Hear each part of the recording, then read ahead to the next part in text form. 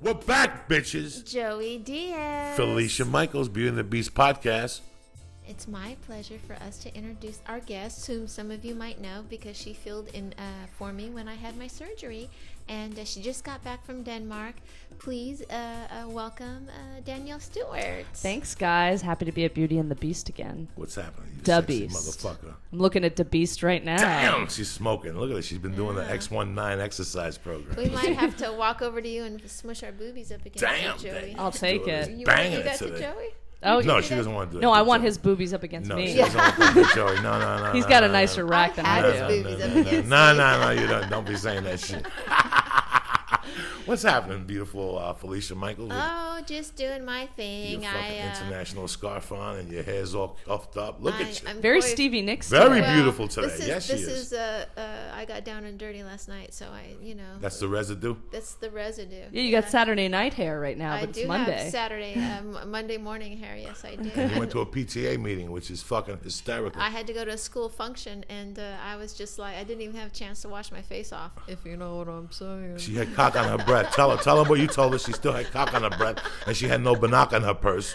And she was walking around, and she was like, please don't let none of these fucking nuns come up to me, because they'll know the exorcist is close by and shit. You know what I'm saying? Forgot about Binaca. I used to be addicted to Binaca. Remember fucking Binaca? Are they still in business? I think they come now, like packaged up in a fucking container wrapper, and you have to. I think you have to spray show it. ID to get it, because that stuff was addictive. That shit Really? was. Oh, it was I was sweet. It's one of my first addictions because it's got a lot of alcohol in it. I that loved what it it. is? Yeah, like I used to spray my mouth with like 40 times a day. It used to have, they had either the spray or the liquid thing that you would put it in your mouth and tap it. That's old school. That's old But school. did you actually get a buzz off of it when you sprayed the Binaca? I think, yeah. I mean, Yeah. after, not the first spray, but, midday, I'm like, I'm flying a little high on this stuff right now. I mean, of course, Binaca, I was like, in 8th grade, 9th grade when I started on it? When I started on the junk? I was addicted to the I loved I was addicted to the there was a dumpster, and I told Felicia that one of my hustles was jumping into the Binaca dumpster. Me, Juan Ali, Frankie Balzano, on the weekends, we fucking put each other on shoulders and jump in there with the irregulars. Mm-hmm. We were the Ross. We cut the middleman out with the fucking Binacas. And we would sell them. They were $1, and we'd sell them for 50 cents. But in the meantime, we had 1,000 of them in my pocket. So I would just sample them, and you get hooked on them. Yeah. Right. You just do. fucking, it was the weirdest thing as a kid and somebody had to finally say something to Binaca, like, come here, dog. Whatever you got in that fucking container is fucking kids up. So they disappeared slowly by slowly and stopped advertising. I Something haven't had to seen happen. anyone with it. No. Oh, really? There is no more Binaca? Have you don't remember it, Felicia? Honestly, I was just thinking when you guys were talking about it, I remember, I swear to God, I had this boyfriend when I was 15, and his name was Eddie, and whenever I would get mad at him, I would go to give him a blowjob, I would spray the Binaca in my mouth and then give him a blowjob. It's the no bueno. It hurts? Oh, because of the menthol or whatever? Yeah, the alcohol. yeah, That's fucking craziness. See? Felicia used Binaca as a weapon. You That's follow what I'm saying right. to you? As a ball-licking activist that she is. That is crazy. Could you imagine if you sprayed it into your fucking pee hole? Oh, What it would I would feel know. like? Your whole body would. That's got to be horrible. I accidentally got mineral ice. Do you remember? It's like Icy Hot down on my clit once, and that was a nightmare. How do you accidentally get Icy Hot on your clip? Please Well, listen to what you're saying. Because when you're a kid, like having sex, you don't know certain things. You don't know that, like, if that you shouldn't use petroleum jelly as a lubricant. Like, you don't know. Really? No, because it's oil based, and so if you're using condoms, anyway, I had this like thing of petroleum jelly that I used to use as a lubricant, but it was on the nightstand next to the mineral ice because my mom always had like these neck problems, right? So yeah, of course we're in her bed. So I grabbed this thing in the dark and opened it up. It was the same case. It was the same kind of casing. Put it right there, and I was like, and put it right on the guy's dick, and it went right in, and I was like, I think I felt it before he did, and I was just like, "Oh my god!" And it was a nightmare. It was and a you guys nightmare. both jumped up with burning crotches? Yeah, I mean, just tears started Really? coming out of my Wow. vagina. No, tears started coming out, like, and we were both like, "Oh!" It was, and only a little bit, but I mean, that's all you Right. need. When I Did was it last 17, for it a long happened. time? Yeah, it was at Really? least an hour. What? Yeah, it was at least an hour Your of the vagina peak burned pain. for an hour? Mm-hmm. Wow. Might have been longer than that. I mean, it was not good. Yeah. It was not good. That should be the new waterboarding. I know, right? When I was 17, I rubbed heat on my knee or something. And I didn't know, and later on I was scratching my nuts, you know? And oh my fucking God. Oh my God. Really? I had to go in the shower, and I didn't know. At first you don't know what it is. And then you put two and two together. You're like, what the fuck? You know, thank God. That guy just didn't pile it on. But when I was a kid, I'd fuck around with my ears and my pee hole. And I'd put shit in there, like fucking cigarette butts, whatever. I don't even fucking ask for these shit. When I was a kid, I was an only child, so you had to find a version. Ears, I understand, but one time I put a bean in my fucking ear. There was a game called Please Don't Spill the Beans. I remember where I put that, it in, yep. it swings both ways, and it would swing. And I had it, and I'm by myself, and I would play Please Don't Swing the Beans by myself, and I put a bean in my ear, and I'm playing with it like a 6-year-old does. I put it in, pop it out, put it in, pop it out. And then I put it in one time, it didn't want to come out. So fuck it, I just left it there and didn't say nothing. I figured it just dissolved. 3 months later. Are you serious? It's 3 plastic. months later? Those 3 beans were months plastic. over the holidays. I drove my mother, like, you think of what you did to your mom with stupid colds, like a time you were close, like you thought you were close to dying, you had like 103 temperature. Right. All that shit is negated by what I put my mom through. And I didn't say nothing till the hospital. She beat me outside that hospital. It was on 156th and Broadway. It's a big, big university up there. It's like in a weird, that's where they rushed me. They didn't know what it was. And she kept putting hot oil in there and, you know, all the remedies, you know. And finally, like, we just got to take it to the hospital. And they put a fucking vacuum tube in my ear and zzz, and all of a sudden they took like this, like a roach clip. Remember the old days, the roach clips? And they put that in there and they took it out the fucking, it wasn't even a bean no more. It was just like a shred that was like steaming. And the doctor's like, how'd this get? And I'm like, how'd that get in there? And my mom's like, listen, give me the bill. And in Spanish, she's like, I'm going to knock the fuck out of you right on the elevator. You do know that, right? I'm like, I don't want to go. I don't want to go. In the first grade, after I played hooky and I got hit in the head with the flashlight, that time she said to me, here's the deal from now on. You know my day. You've been there with me. If you're not getting stabbed or you're not fucking dying, do not even think of calling that bar in New Jersey in the afternoon to tell me you're sick. Because I would play that game. Yeah. And finally, one day she was like, listen, today is the last time this is going to ever happen. I will beat you from the fucking house back to the hospital, back to the fucking school. And she would, guys. Yeah. That shit in the 70s, you were loose with your fucking hands. The famous bean incident of 76. On the way home, you know, they were loose with their hands. And, you know, it's the truth. And I realized that after a while, I stopped breaking her balls. I was never sickly like that, you know. Yeah. My brother was a hypochondriac. He was always like, I have a stomach ache, but he swallowed new skin. You remember new skin? When you had a big cut when you were a kid, there used to be a liquid you would put on that would be like fake skin that would cover the scar. And my brother drank an entire bottle of it. Are you fucking serious? No, and we had to rush him to the he? hospital. 8, something really? like that. I don't know what he was thinking. He probably, you know, although I turned out to have the drinking problem, but, you know, and my mother was like, I don't know what's going to happen. His skin going to grow over his, like, lungs and intestines. Like, we were freaking out, but it turned out to be fine. What was the weirdest thing you fucking ate when you were a kid or stuck up your ass? You got to do something stupid. We all did. I got a good one. Yeah, no, we all did. That we feel terrible about and we don't even want our parents to bring up anymore. This one, it's not a swallow. I think it's worse. When I was 12, my mom sent me away to sleepaway camp, and it was the first time I had ever been. And, you know, it's the 80s, so, and I wanted big, like, teased bangs so bad. But my mother, we can't, you know, she was like, you are not going to be one of those girls. I'm not letting you tease your bangs. I'm not giving your hairspray. It's not happening. So when I went away to camp, I cut myself bangs. And then I remember being in the bunk and I started teasing my bangs. And then I thought it would be great to curl them with a comb and spray all this hairspray on and then dry them. So I curl the comb in and I'm spraying it, and the comb got stuck. I mean, this thing was like a rat's nest, and it got stuck, and they tried peanut butter, oil, everything. They had to call my mother. I was like, you know, in Western Mass, 2 hours away from where I grew up. My mother has to drive out, because they're like, we're not gonna, the bangs would have been like half an inch short, and it's a chunk. I mean, like this much, Right.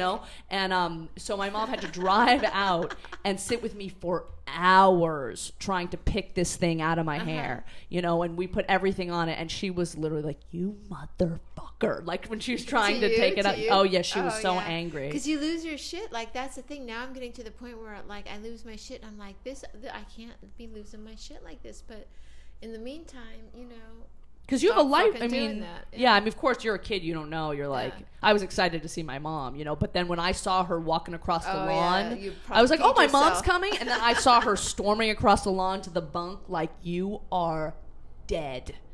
And what she had to go through, we ended up having to I had all these pieces, we ended up having to cut it out, and it was horrible, and I had to live with that, and my mom wouldn't let me get my hairstyle to fix it because she was like, you're walking around with the Jim Carrey Dumb and Dumber bangs all fucking summer because that's what's gonna happen because you did this to yourself. So, needless to say, I didn't make it to any of the socials because I was too embarrassed to let the boys see me like that. But I always thought I was a barber. What do you mean? From 4 to 8, I always thought I was a barber. Oh, you thought you were a barber? Yeah, and I would get the shit knocked out of me. I'd do fucking shit with my hair, and I always ended up at the crew cut crying. And dog, they'd be whacking me while the dude was cutting my hair. I remember my mom was loose because she had to be. She was a single mom. She couldn't give me a fucking inch. But I remember the time I bought VO5. Nobody remembers VO5. I do. It came in the a hair tube. oil? Hair oil. It was like a hair paste, and it came in a thing. They always had a good-looking white dude on there who had silver hair. So when I was 6, I wanted silver hair. What's this dark fucking hair? I don't want this shit. So my mom was going to the bar, and I said, "Ma, you're going to the bar? I'm coming with you tonight." She's like, "All right, but you got to get dressed nice. You got to take a shower. When you're a kid, you don't want to take showers." I went through that phase too. Well, you know me, and it was like months. Ma, I ain't taking no shower. And we had to lose money and bet and gamble for me to take showers. So I was like, I'm going to the thing. I went down, I saved up my dollars, and then bought a container of VO5, like $1.99. Like it was going to give you silver hair? Yeah, I was going to get silver hair. And you're supposed to put this much. But it wasn't getting fucking silver. And I kept putting it in and putting it in and putting it in. She's out there, Jose Antonio, vamos, we got to go. And I'm like, Ma, give me 5. I got my tuxedo shirt on, the gold ring on. I'm 6. Yeah. And I come out, and she's like, what the fuck is wrong with you? It would not move. It was petrified into the scalp, bulletproof. They had and every hair they could pull, I felt every hair. Flies would land and get stuck on Oh it. my God. She had it. I still remember sitting there crying and her taking it off with a towel. Chunks of it, just with a towel. You have no idea, really? Felicia. Oh my God. And I lit the bed. You ever smoke when you were a kid? Yeah, but not in my bed. One time I smoked in the bathroom, and I left the fucking cigarette on the thing while I was taking a shit. I'll still remember more cigarettes. Oh, smoking on the John classy. It's real classy. I didn't think she'd come home. I'm in my bathroom smoking like fucking Zsa Zsa Gabor. And I put the cigarette down, and I forget about it. Within minutes, I hear the fire department. And she came home, and she's like, who's smoking? I have no fucking idea. Wait a second. You're the only one that's in here. You know what I'm saying? I have no idea. I'm going to ask you again. It was just... Well, I set my bedroom on fire when I was a kid. Totally on fire? Oh yeah, when we lived in Berlin, Germany, and in the middle of winter it would get really cold, and so there was this little room heater. Remember little room heaters? Oh, I've got one now. Yeah. Yeah, and so I put it underneath the covers.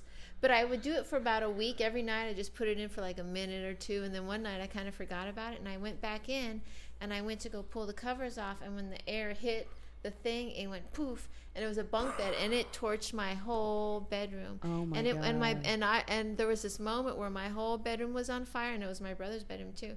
And I had to go tell my dad, and I was kept creeping back and forth, from the fire-ridden bedroom to my dad. I was so afraid to tell him, and he fucking lost his shit, man. Yeah, I mean, you can't. That's not something you hide. It's that can burn the freaking house down. No, I know. Yeah, that was no good. I was a fucking pyro as a kid.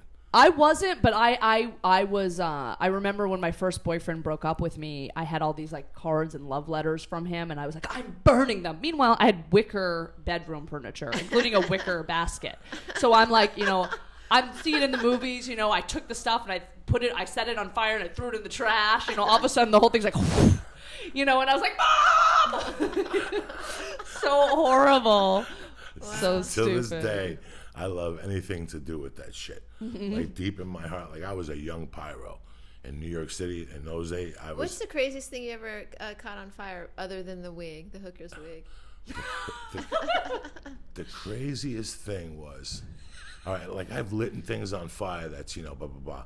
But one of the craziest things where a fire erupted because of something I did, you know what I'm saying? Like something that you did that turned into a fire, and there you are, and you're like, I don't know what the fuck happened. Was I was catering when I first moved to LA, and I was on a movie set on Melrose.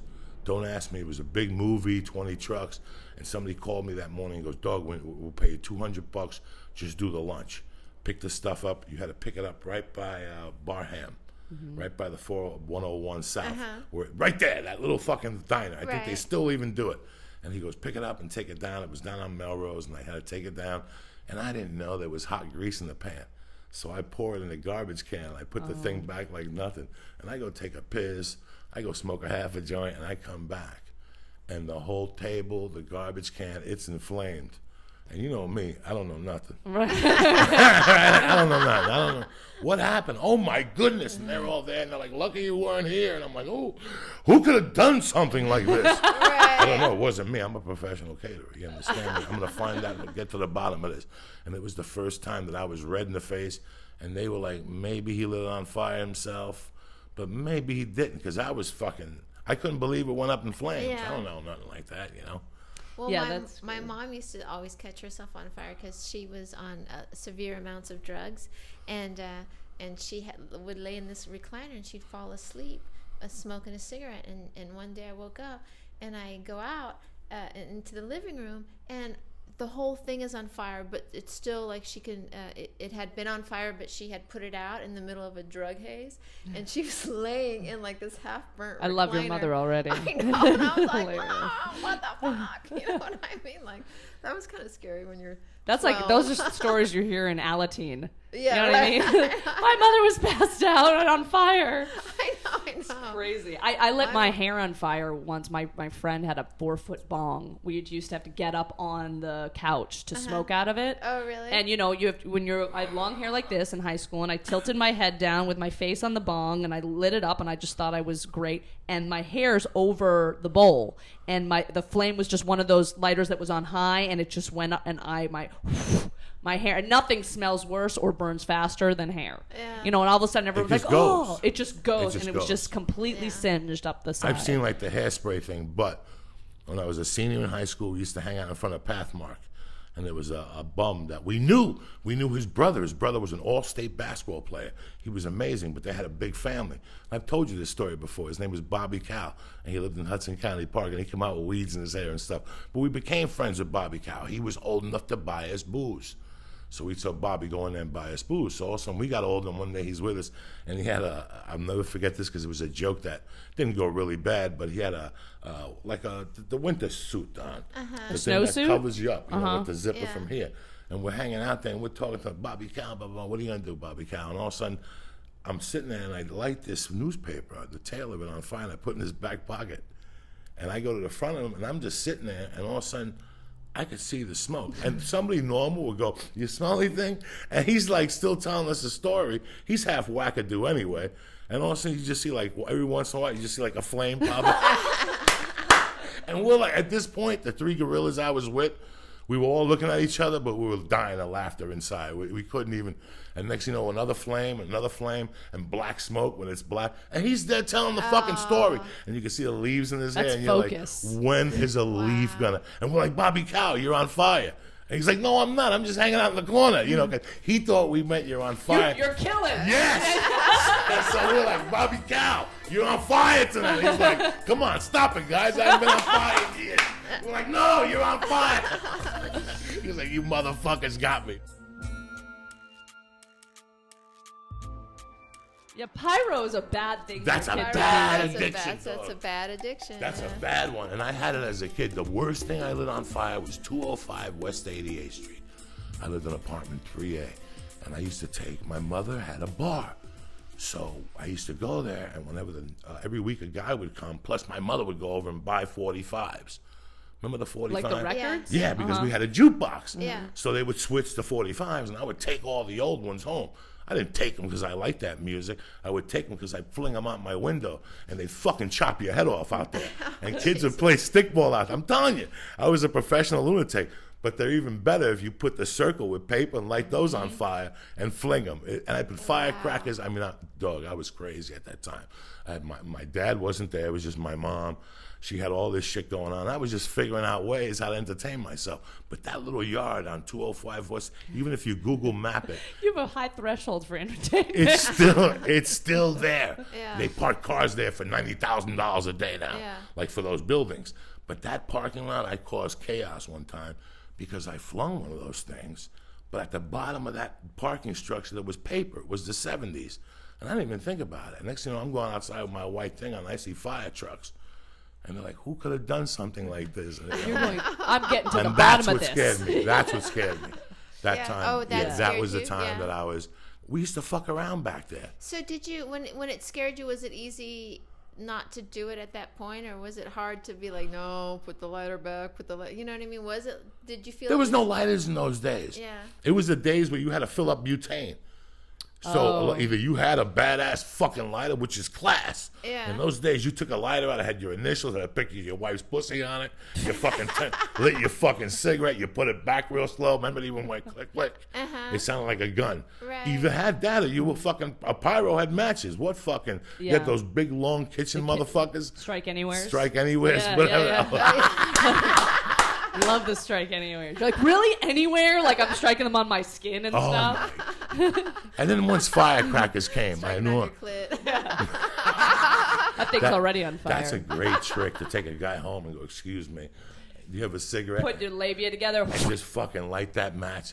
He would just look at you. That was a guy kind of would, sexy, Danielle. yeah, a guy would The kind of pass guy out. that would think that was sexy is not the kind of guy I should be with. You know what I'm saying? The guy that passes out is the guy you'd be with. Of The guy who course. looks at you and goes, I have to call my mother. That's the guy that you're That's like, the guy that's a you keeper love. right there. The guy that's like, do that again. You're like, get the fuck out, you perverted motherfucker. Have you ever scared a guy like that? Because I've scared a bunch of guys with stuff that I thought they would love, Like and they've what? been What's horrified. the person you scared the most? I and was why? I was with this guy. You know, this is when things started to get. I was going to the tail end of my drinking when I realized things were getting a little crazy.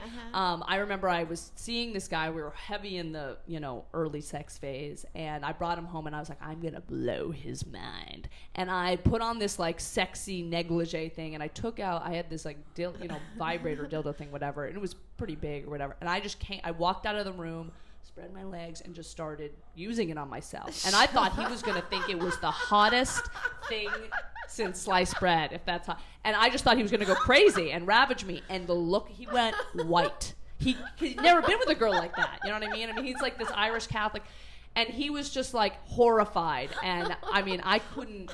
And That makes me laugh. and to this day, we're friends now. To this day, he's like, do you remember when you? And I was like, yes. So you were standing in front of the bed, or like? No, like I what- walked. He was on the living room couch, and I walked out all sexy. I think I had music on. You know what I mean? Yeah. Like something. And I sat down, and I just like looked him in the eye, and I was just like, you know what I mean? Like right into it.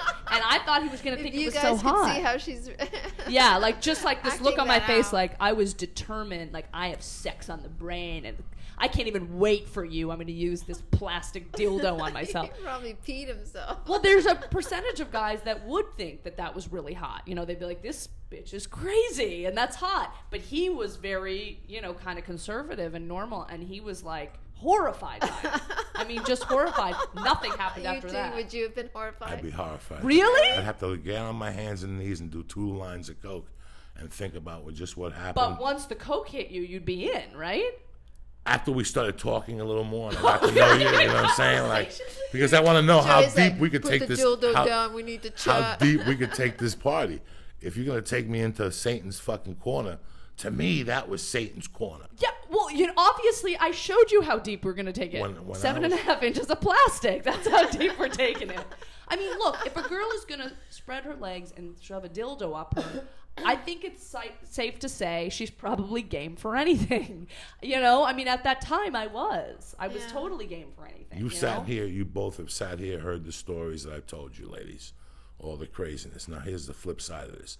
I never seen a dildo till I was 32 years old. Okay? That's hilarious. I don't know if I send that message to a woman. I don't know what it is, but I never even seen one. And the time I seen one, I almost fucking had a heart attack when a girl Really? whipped out this white rubber thing with balls and shoved it into her pussy and started playing with a snatch. I thought I was going to pass the fuck Pass out bad or pass out good? Pass out in an anxiety type of level, like I don't need this shit. And I've said it on stage, and I've told you 1,000 times that if a man, there's certain guys, if they don't have control of the situation, it's not gonna work. And I'm that guy. And Latino men, I find, are like that more. It's like a, yeah. If I don't say to Felicia, I want to suck that fucking little monkey of yours, if I come in here and Felicia's naked, I will pass out. I will wake up with 2 aluminum things in my nose. Like, what happened? And I won't even say nothing to the paramedic. Like, I'll just look at you and go, really? Like, I need that in my life? If I rip your clothes off, that's one thing. Right. That's one thing. And I pull your hair off. But if I come in here and you say to me, Joey, I'm sucking your dick out, I'm sucking a nut out, and you have like a cup in your hand with an ice cube, and I'm done. I'm going down, and I know 10 guys that are like that. Right. The bigger the guy, the stronger the guy. We can't handle that. But I do also know men who would be like, yeah, oh really? Yeah, We're really, in. yeah. You know, when I was banking, I didn't realize at the time. You know, I was probably 22 or something, and at the time, I just thought that's what men wanted. You know, I mean, I was into it. It wasn't like, but I was like, I had come from Boston where men are like just dirty and white and dirty, and they just want, you know, a crazy whore chick. You know what I mean? And, you know, like this guy was just not like that at all. And I would never whip out a dildo in front of a Latino guy. Never. Because they're very machismo, and it's like, what are you doing? Like, a sexually aggressive, like to that point of a woman, I would err on the side of no way. So you know? how aggressive were you once where a guy then took it up a notch and you got scared? Oh, that behavior came out of years of being scared. You know what I mean? Like I had been, you know, taken by surprise, not, you know, like I had been horrified for years over and over and over again to the point where I was like, oh, okay, this is the game. If I want to play the game, this is how I play. And so I was behaving and operating at a level as a reaction to all of that. So I came here and I met some like normal guys that weren't from my neighborhood, that weren't crazy like that, and they were like, "This bitch is nuts," you know. Yeah. But I was just doing what I had been sort of taught by actions of like what men liked. Yeah. You know what I mean? So I had a lot of surprise. You know, I mean, I've had experiences in my life that in a court of law would probably be constituted as rape, you know, but in Boston and as like a young girl who put herself in, you know, these crazy situations, it's like you look at him, you're sort of like, well, I got myself here and I got naked and we're doing all this stuff, but he just pulled a different card on me. Yeah. And you know what I mean? But nowadays would be maybe considered actually like rape or something. But at the time, it's just what happened. You know, it's like, oh, you know, you got into bed with a guy, you're naked. It's fair game. Like whatever, you know. But they did stuff, you know, pulled out moves. It's not even so much anything like, you know, but they pulled out moves that I wasn't ready for, that I didn't know how to handle. Yeah. You know, the first time, you know, a dick goes up your ass, you're like, what the hell? Like, I don't know. I've never had a dick up my ass. Oh, okay. Yeah. It's like, you know, you don't know what's what. And you're like, you don't even have time to think, do I want to be doing this? You know what I mean? You don't even have time to think about that. Yeah, because all you're thinking is on that dick that's in your ass. Well, all you're thinking about is, I'm so happy to be here with this guy. Like, you know what I mean? It's a, you know, it's just a weird, girls with low self-esteem. You know, a lot of times they get called whores and stuff, but a lot of times they just want the attention because they didn't have the dad in their life or whatever it is, and you're just so happy to be getting attention from a guy that if he's gonna, you know, give you a pedicure or fuck you in the ass, either one's fine with you. You know what I mean? But of course they never do the first one, so you end up getting kind of pegged as a whore, but really you just want to hang out, you know, but you end up hanging out with the wrong dudes. Yeah, obviously. You know? So now that same chick that pulled the dildo out and I almost had a heart attack is now your wife. No, I'm just kidding. Sorry, Terry. A year later, we were on the beach, not really the beach, in a river type situation, a lagoon, I don't know, in Seattle.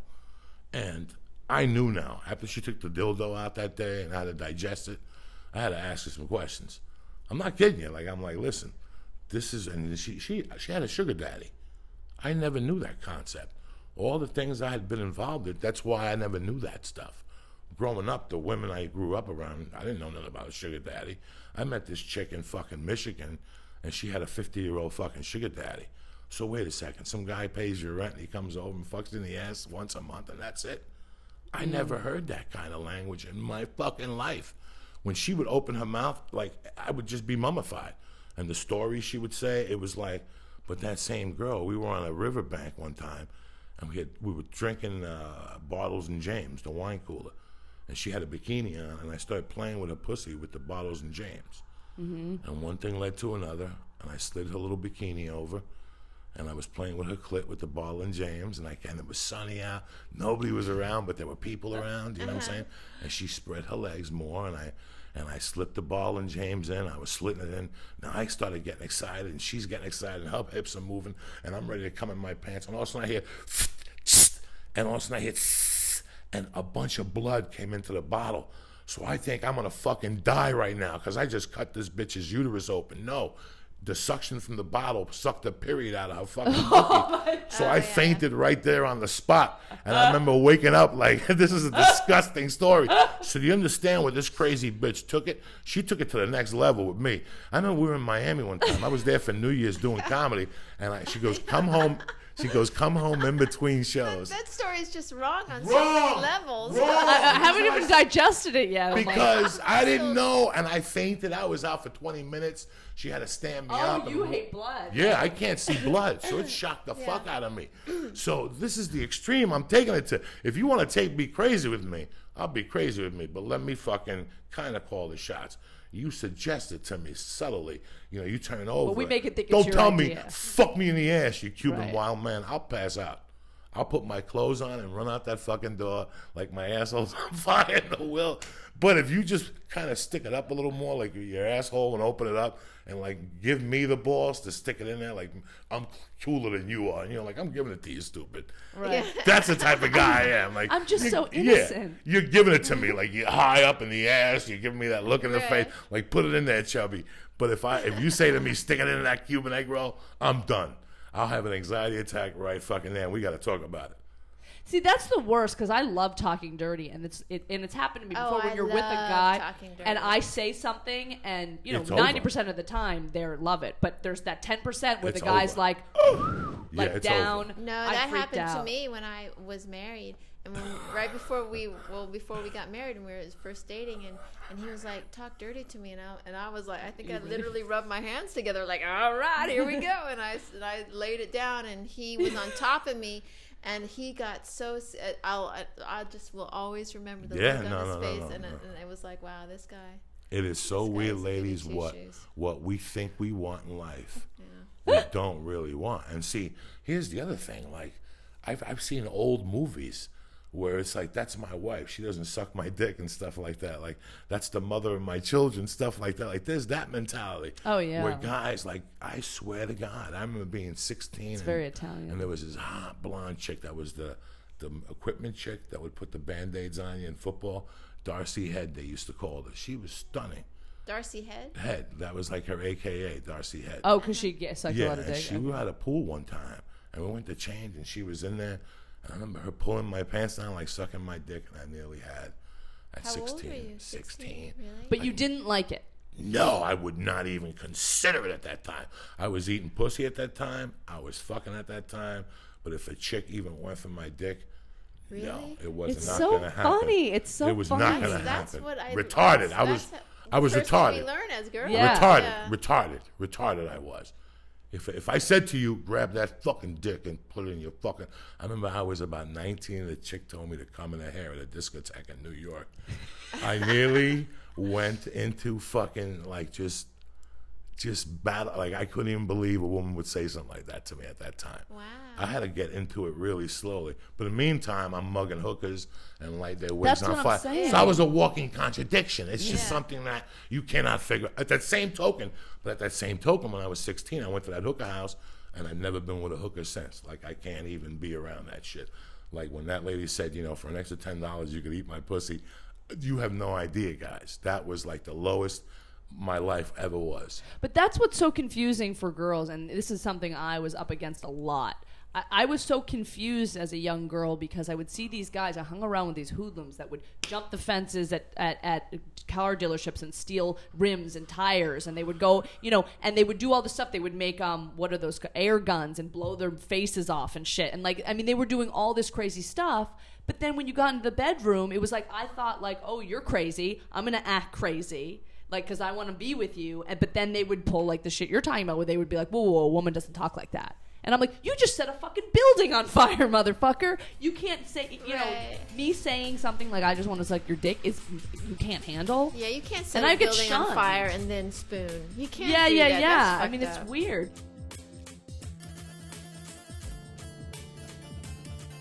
I have a friend, his name is Ralph. Let's just leave it at that. I've known Ralph since the 8th grade. I love him dearly with all my heart. Jersey dude, tough, dad, gangster, bar, the whole thing growing up. Like, he was special because he'd take it to your dad's bar, feed him. And you're like around these fucking guys, and you knew at a young age.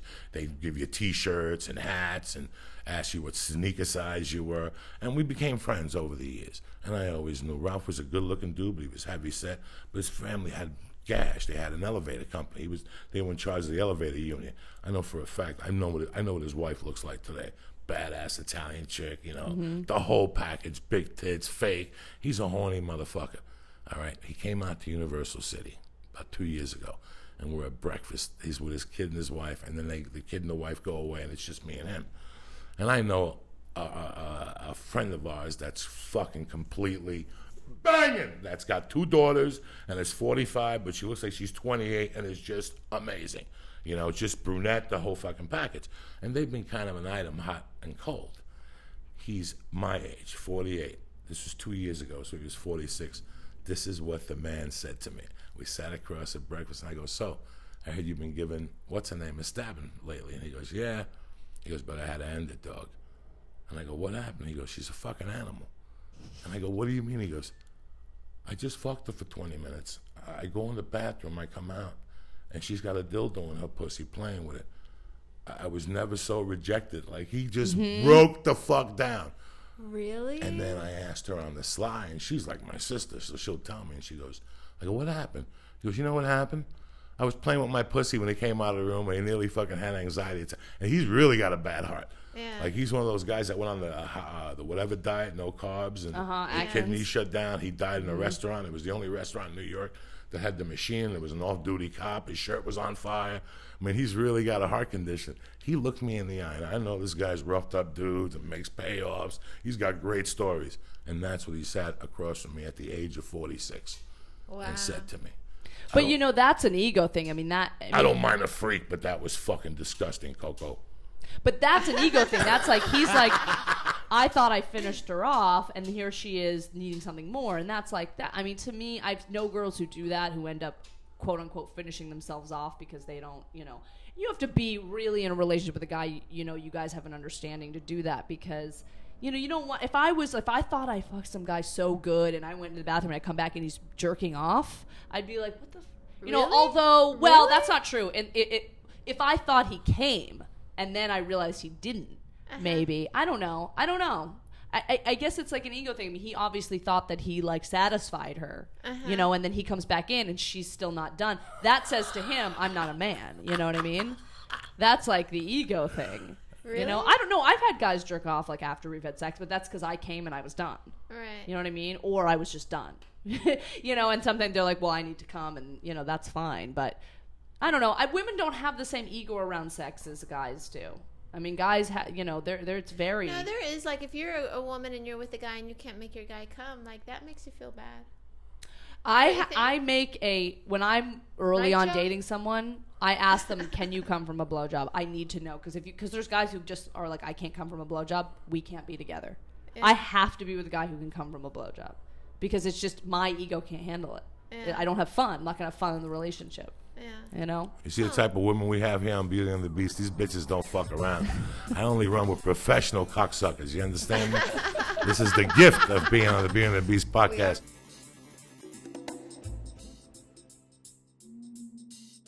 You came from an area that's very racist. Very. Very racist. And everybody has a joke. And I'm at Grill 93 in Andover, Mass, where Jay Leno's from. And I'm not expecting that. You know, when people come up to you as a comic and they tell you a bad fucking joke and you got to keep it there like, oh. You're like, what did the tuba say to the fucking animal? And you're like, oh, you know, here we are, Dixie Cup time. But this guy came up to me and he was Jewish, like real Jewish. And he's like his nose entered the room first. No, that like kind of guy. His mannerism and his Nebbishy. patois and his nebbishy. Yeah. His verbiage was very Jewish. And he comes up to me and he goes, a Jew, a rabbi, a priest, and a cardinal sit on a park bench in Central Park, and they see Jesus walking down the street. And the rabbi goes, look who it is, it's Jesus. And all of a sudden Jesus comes over. And he goes, what can I do for you three? You know, and he looks at the cardinal first, and he goes, I have cancer in my feet. Can you heal me? And Jesus heals him. And he looks at the priest, and he goes, what can I do for you? And he goes, you know, I have a sister who's got lymphoma. She's healed. And he looks at the rabbi, and the rabbi goes, don't touch me, I'm on disability. Like, when I heard that joke the first time, as dumb as it is, I thought that was the most classic joke. And I'm like, that's where you hear racist jokes. Oh, God. From a Jew guy in Boston. You follow me? Of course. We love. I mean, I've heard the worst. Disability. I grew up with the worst kinds of jokes. I mean, I remember like I always heard all these racist jokes, but the one that sticks out in my head is what's the difference between a black guy and a pizza? And the punchline is a pizza can feed a family of 4. You know, like it just like really, really, really bad taste. You get that? I'm with you. You know, Felicia, I got to tell you something. I got to remind you while you beautiful women are here. The last podcast, we had an overwhelming demand, you know, and I listened to it 3 times. I was telling you this morning on the phone that it really, I was never, and again, you guys are going to look at me like, when you're a kid, you don't fucking pay attention to dick.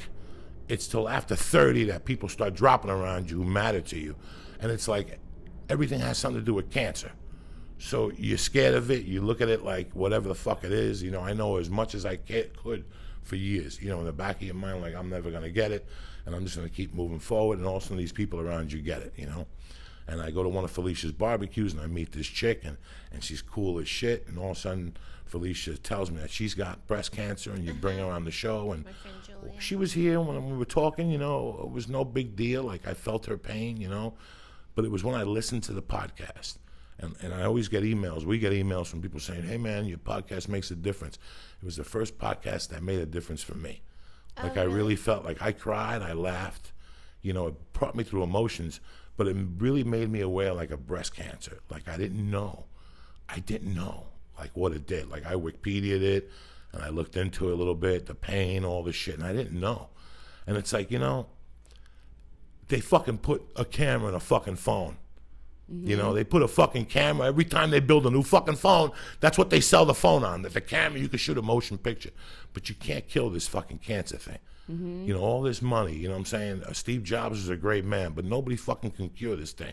And now another friend of ours, you know, another one gets cancer. Like, that's the news I woke up to today. Stage 4. So all weekend, I was thinking about Jewel, and I didn't know. I didn't really fucking know. And you know what? It's embarrassing that we're losing sisters, we're losing wives and fucking moms to this shit. And I'm like one of these guys that's trying to sell the podcast.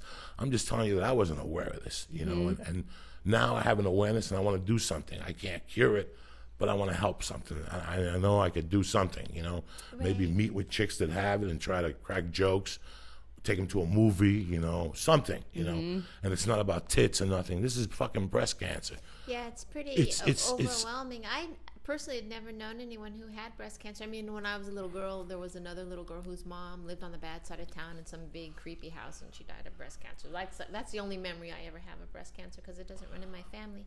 But seeing my friend Jewel go through it, and she has stage 4, it's overwhelming, because my friend Jewel was one of the most beautiful women in the world. She was a stunning chick, and now she's in her early 50s. And you know, as a woman, you struggle with and it's not like Cry Me a River, but you struggle when your sexuality, as you age, your sexuality goes away, or what you're able to bring in with your sexuality. Oh my God, it's a big struggle. And to have a friend of mine who that was her whole self-worth, was her breasts, and you know what I mean, and her hair.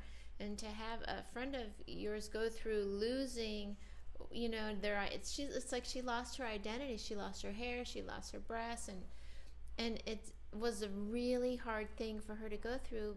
But in the back of the story is that she's become a better person. Mm-hmm. You know what I mean? Like, she has really awoken to the fact that she was focusing on so many wrong things. And she said to me the other day, this is the happiest time of my life, in a sense, because I'm aware. Because, my friend Jewel is a little bit of a drama queen. She's a B-movie actress, and she just, it's just amazing to see someone make that transformation. And I was very lucky that I got some tickets to go see Bill Maher this weekend at the Universal Amphitheater, and I took her. And how was it? It was good, but she had a hard time. The show was good, but she had a hard time just even walking from valet parking up to the Universal Amphitheater. And when you see someone within a matter of months get that weak, it's really scary, and a lot of people can't deal with it and have kind of abandoned her temporarily as a friend because it scares the fuck out of people. Some people can't deal when they have a friend that happens to. That's the fourth person of the year that, when I went home this last time, my buddy, and at night he goes, I had to take my wife to the hospital. She had a lump on her neck, and they took it out, and they sent her home, and they said, you're fine. A week later they called and said, we got something to tell you. And she's going to radiation. My other buddy, it's been a year now, and you could hear it. He's not coming out for Thanksgiving this year. He always comes out to see his brother in San Diego. So the Jewel thing really hit home a little bit. It really made me a little bit more aware. And it made me aware that I have to do something to make me feel better, Women are my fucking life. This is just weird. I didn't know, man. Yeah. I really didn't know, ladies. Well, it is. It's a really hard thing to deal with when you're not really, really, really close to the person, when you're sort of like, them, but you're not like, their boyfriend or husband or sister or something like that. It's right, like what you were saying, like people don't know how to handle it. Like I've talked about this on the podcast before, but my friend Gina had brain cancer or brain tumor, and when she first got it, we were very close, and so I was very heavily involved. We had to benefit the Laugh Factory for her, like she was in ICU and all this stuff, and I was really involved. And then when it went into remission and she was fine for a bunch of years, and then it came back, but we weren't as close anymore. And I was wrapped up in my own life. I was like, just starting to stand up, was just starting to pick up, and I was like, and I just didn't know how to be there for her. I only knew how to, when you talk to someone every day and something like that happens, you're like, okay, we're going to handle this. We're going to be together. But when you talk to someone a couple, once every couple of months and something like this happens, it's like this weird thing where you're like, I don't want to call them too much to seem like I'm just here for, it's just right. It's a weird thing. It's weird. And now because of when it came back, I check Facebook every now and then to see if she's okay. Like I haven't talked to her in years. And it's just because I didn't know how to handle it the second time around. I couldn't be there as much as I had been the first time. And it's like, it's an awful thing, but people go away. I went away because I didn't know how to handle it, and do you feel guilty about it? It's weird because her mom and I had sort of a falling out right around the time that she got diagnosed the second time for having it come back, and I just couldn't figure out a way to get in. It was like she wasn't talking on the phone, so you had to go through her mother, and I didn't have the balls to be like, look, I know you don't like me, but I need to talk to Gina, and Gina and I hadn't been and I just felt like I disappointed her, and she and when I would talk to her, she'd be like, I'm fine, and it just was, I couldn't, do I feel guilty? Yeah, I do. Not even so much guilt as much as like I just wish that I had been able to be there for her, for myself during that time, so I would know more of what's going on. But it's a very scary thing, to handle, because you want to be able to look at your friend and be like, it's going to be okay and we're going to get through this, but sometimes you just don't know. Like I don't know where your friend Jules at, but I don't know if it's like, okay, it's fine, it's in remission, or if it's like, we don't know. It's a question mark for years. They don't know, and it's a hard call of how when you're around that person a lot, how do you say the right things constantly? Like it's a hard call. Like sometimes you have to be serious, like, this is really fucked and you're fucked, and sometimes you just want to keep their spirits up and that's all you do. But Well, what Gina wanted, like I remember she asked to be visited in the hospital. And, you know, she's on all these tubes. She's in ICU. And when I was going in there, I was in tears, you know, walking in. And her mom stopped me and she said, listen, you don't walk into that ICU room in fucking tears. You walk in like everything is fine. Yeah, like Yankee she Doodle wants fucking you. dandy. She asked you to come in because she wants to laugh. She wants to hear about, you know, it's like you don't want to talk about your stupid life when they're sitting in this hospital bed, but at the same time, that's really all they want. They just want normalcy. They've been talking to doctors and nurses, true, and you know, and they just want you to come in and be like, I fucked this guy last night, and he hasn't called me, and I don't know what to do, and someone posted something on Facebook. I mean, they just want you to treat them like you did before they were in the hospital. And I think that's the, you know, you think it's hard for us. I mean, imagine them. Oh, yeah. It's like they're just being treated like, you know, it's all this seriousness around, and they just want to be like nothing ever happened, or you know, they just want to be part of life, Right, not part of this like Well, hospital. here's what I thing. did. The buddy that has in Jersey, that's my tight buddy that got me out of Jersey. His wife used to always say to me, I know when she's on the phone with you because he's laughing. So when I first found out about the cancer, I called him and I walked on eggshells, but I was also firm with him.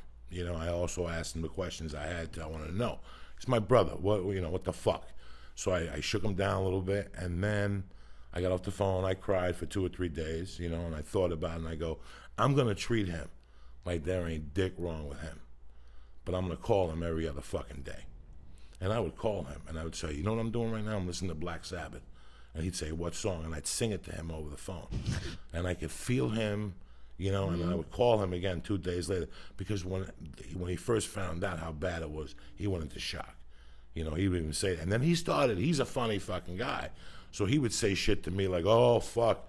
Last night I thought the Grim Reaper was here last night, you know. Once they get that, and then I treated him like, you know, like anything else. He called me a couple weeks ago, and he's like, hey, they just removed this thing. And I had heard he was back in, but we hadn't really talked about it. So he wanted to clear the air.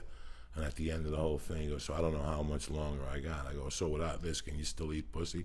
And he's like, I was thinking about it. So, you know what I'm saying? Because I can't. If I fall into that trap, then I'm going to lose him. I'm going to lose him. So till he's in that fucking bed with that tube and that priest is walking up the stairs, I'm going to treat him like the same fucking guy he was on the couch with me, smoking dope 25 years ago, period. Because if I do anything else, I'm letting him down. I still can't get him to do the reefer, and he's German. So I know how he is. Once he tells me, hey, I think I'm going to go, I'm going to say, dog, check your mailbox tomorrow. I'm sending you the shit that killed Hitler.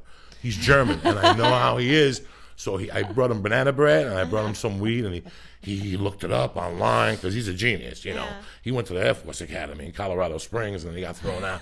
So he went online, and, oh, no, it doesn't work with the cells and the treatment. I'm like, you're dying. Yeah. Eat the fucking banana. But he told me, he goes, oh, I was high. Yeah, you know, at sure, the end of the thing, he goes, I was fucking high. That's like that. I was listening to the Joe Rogan podcast with you on it, and you were talking about when Len Bias died, and everyone was like, "Oh my God, he only did coke once." And there's a guy walking around your street going, "I got the shit that killed Len Bias." Got the shit that killed Len and Bias. people are like jumping all over it. Like You cannot. One of the funniest stories I ever got, and I'm going to tell you this, and I told Felicia, was the Sergio Love Freddie Soto story. That for a year Sergio Love was the last guy I bought coke from. He was the D team. I had El Compadre, I had the Yams on Mel, I had the Martel Cartel, the brothers, I had the Mexican on Western, which to get him, you couldn't call him or page him. You just drove on Western and Sunset, and he'd fall out of a tree with a limp, and he'd come up to the car and put a coke rock in your nose. The last guy I'd call is Sergio, because the coke was nothing. And he called me in the morning, how was it, dog? Bro, how much amino acid do you put in that shit? Because I'm feeling great. I got up, I ran 8 miles, you know what I'm saying? So when Freddie died, the rumor was that Freddie was on stage and he was looking for Blow that night. And the reason why he was there, he was looking for Blow, and he didn't see Sergio. Sergio was walked past the original room and went to his car. But everybody asserted that Sergio and him met. He sold Sergio the Blow. So when he died that night, people were giving Sergio all these dirty looks. And I know Sergio a long time. And I'm in Atlanta working the Funny Farm at the time. I'm in my hotel room with a sleep apnea mask. I'm thinking to myself, I'm 30, I'm going to die. And all so I'm like, fucking Freddie's dead. I go, can you imagine? For years, Sergio's been selling the worst coke in the world. And the one time he gets that one good batch, Freddie dies. Right. So I go, I got to tell him this. And I take my mask off. And it's like, it's 4 in Atlanta. It's got to be 1 here. And I'm like, and he answers Sergio. And he's straight. And I go, Sergio, I got to ask you a question. I go, for years I've been buying that bad shit from you. You get one batch of good shit and you kill Freddie Soto. And there was silence for about 10 seconds. And he goes, you motherfucker, that's funny.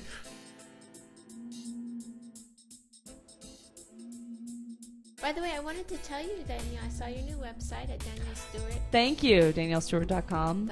.com. I didn't know if it was .com or .net. Because so many .net's comedians, for it's always pussies. like .org or something fucked up because they had the com and then they let it go and then they have to spend $2,000 to get it back. But your website looks great. Thank you. Thank you very much. What do you have on the books? Do you have anything coming up? No, I'm taking 2 months off because I need a break because I haven't written any material in like 9 months. Yeah. So I'm taking a break, and I'm not back on the road until January. I do the Punchline second week.